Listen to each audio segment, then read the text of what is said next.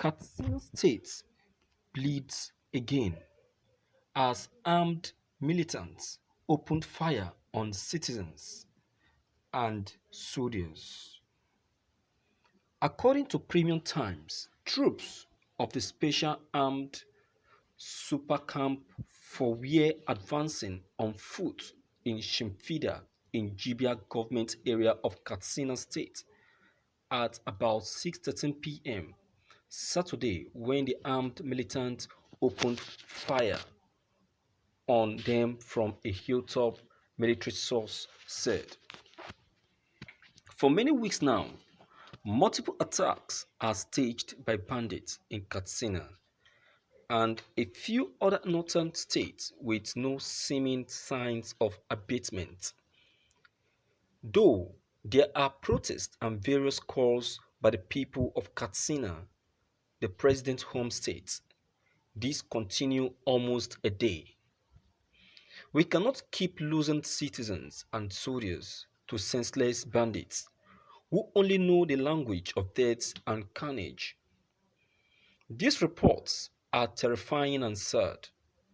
These recurring bandit attacks must stop.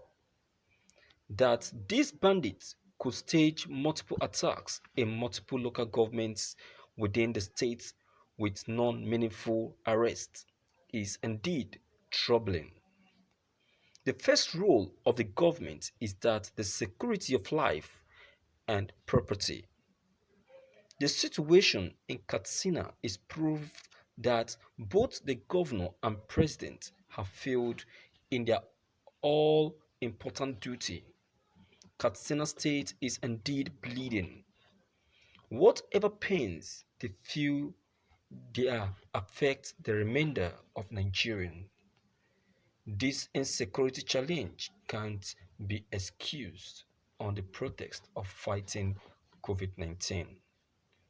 Just about a fortnight ago, 15 farmers were killed by bandits in Katsina State.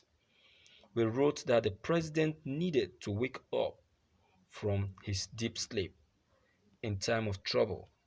We glanced to our leaders for answers. If nothing changes, then we blame them for it. The president must desperately act now to revive security within the region. Thank you for listening to this news.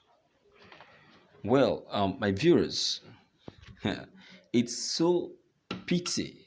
It's a pity to say that Katsina State, which happened to be the hometown of the President Muhammad Buhari, is experiencing this attack. For how long will Katsina State be among the first states that experience attacks almost on daily basis? For how long will they continue to experience this without the government intervention? Is this state not supposed to be one of the states that's supposed to experience maximum security? Is this state not to be one of the states that's supposed to experience peace and harmony within the indigenes of the state? They are not supposed to lack anything like food, security, and human respect, because they have been able to produce a son that is the president of this country. What measures is the president employing to curb out this consistent attack that these people keep experiencing in their state?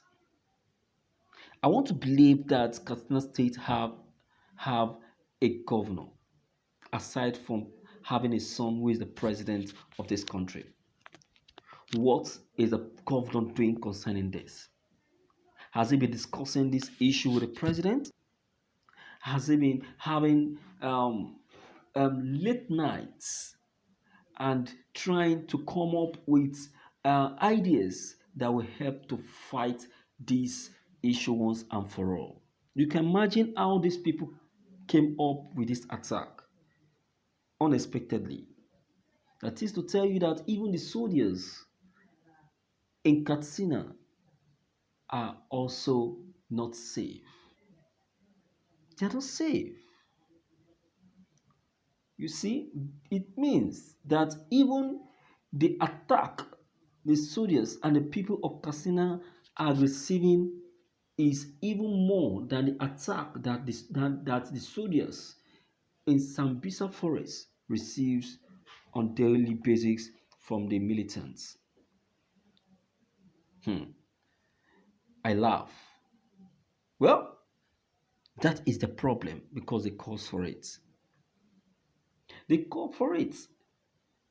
They personally came out en masse and voted for him. They even went that mile to increase age, to increase the age of their children so that they can be able to vote him in, believing that voting him in will bring transformation to the state.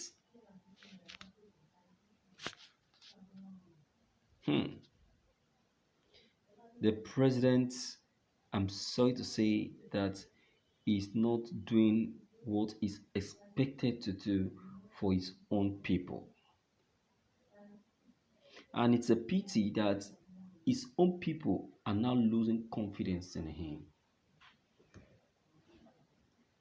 Not quite long, we have the protest leader of a protest leader in Katsina protesting against President Mumbari's administration.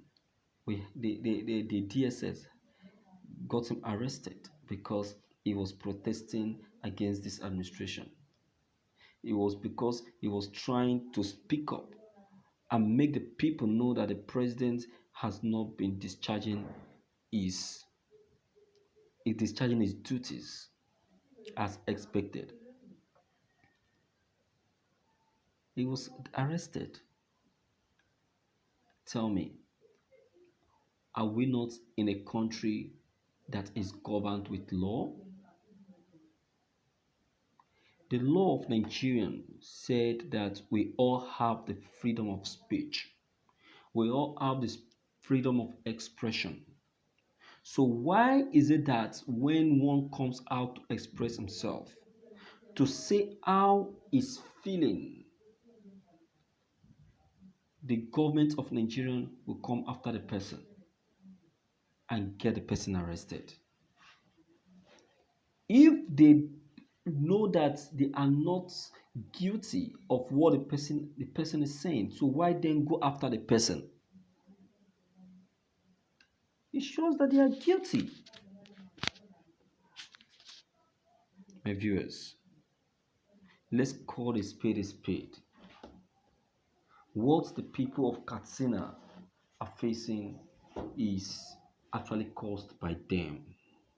So in their next world, when they come to this world again, and when they see a person like President Mubarak coming to power,